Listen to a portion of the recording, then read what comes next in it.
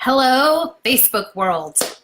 I do still exist. I know it's been a while since I've been on here, and I want to first and foremost apologize about not hopping back on last week. It was a day that we had left to go out of town and we were traveling. And to be honest with you, I was pretty excited to be going out of town for once on a vacation and not for travel purposes. So it was kind of a nice little getaway. We ended up out in Colorado. It was beautiful, 60 degrees while we were there, which was awesome because it was like 40 degrees back here, negative 40 degrees back here when we left. And today it is snowing again here in Omaha. So I apologize first and foremost, but I'm excited to be here with you guys today. Wanted just to talk quickly about setting expectations and protecting your time as a recruiter. Something I didn't realize as a recruiter for a while, I would get frustrated with all of our company's policies and procedures, and I didn't really realize the extent of why those things were put in place. And once I did, it made setting those expectations that much easier for my travelers. Let's take payroll, for example. I know that that's something that is a tough one for a lot of recruiters, and it's tough for a lot of travelers too. Let's be honest, there are some travelers that are just horrible about sending in their timesheets on time. And I think that a lot of times as a traveler, they might think, listen, I was contracted to work 36 hours a week, slap my 36 hours in your payroll system and get me paid, right? It sounds simple, but there's always a rhyme and reason behind why things are set up the way that they're set up. The same reason why McDonald's now has to put caution, contents in this cup might be hot. Everybody knows that coffee's hot, but it wasn't until somebody sued McDonald's for millions of dollars that they had to start putting this on their cups. So when it comes to payroll, for example, one of the things that I didn't realize was, a lot of companies don't do payroll within their organization. They process payroll and then send it out to usually a third-party company to print the checks or deposit the money into our travelers' accounts.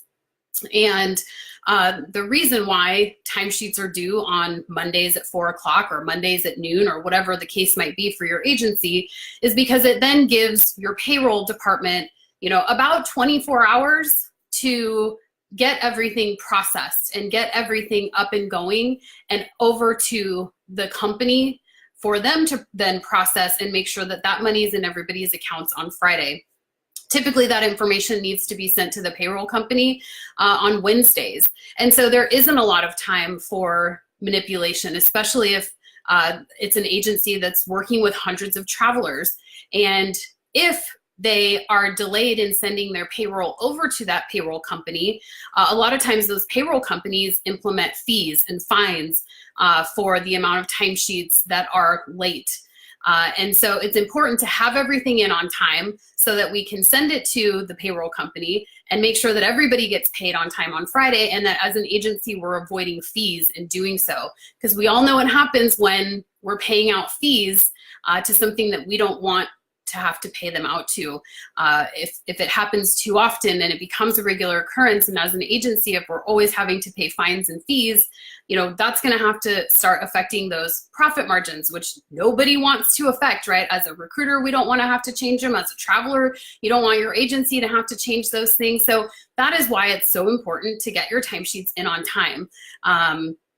Also, a lot of nurses don't understand that, they sign in through a Kronos or some sort of computerized system. Those don't always get sent to the agencies until sometimes late Tuesday or Wednesday, which is why sending your timesheet is so important. We want to make sure that we've got time to get it entered and get it into the agency's payroll system if for whatever reason that Kronos report or whatever type of computerized report the hospital's sending doesn't come until later in the day. At least we're able to still get you paid, or make adjustments if you forget to clock out and we see that on your timesheet it says 36 hours, but on the Kronos report it only says 24 hours.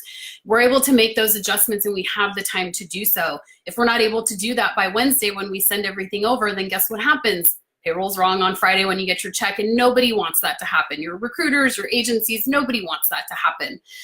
So the point is, as a recruiter, guys, understand why your agency has processes and procedures in place so that you can help explain that to your travelers. Everybody works so much better together when we understand the reasons why we have to do the things that we do. Just telling somebody to do it because they need to, you know, isn't enough for a lot of people. We've got to be able to explain it and explain it in a way that they understand. So I hope that's helpful. Think about some of the troubles that you run into on a regular basis and think about, you know, what can I do? How can I educate myself and in turn educate the travelers that are working for me so that we're all able to work together and get the result that we want, like having our paychecks paid in the right amount every Friday. I hope you all are well. And keep your questions coming. If you've got questions for us, we're here to help and here to be a resource for you guys. If there's anything out there that you've got questions about, send them on in. We're happy to help. Have a fantastic day, and we will see you here next week. Take care, everyone.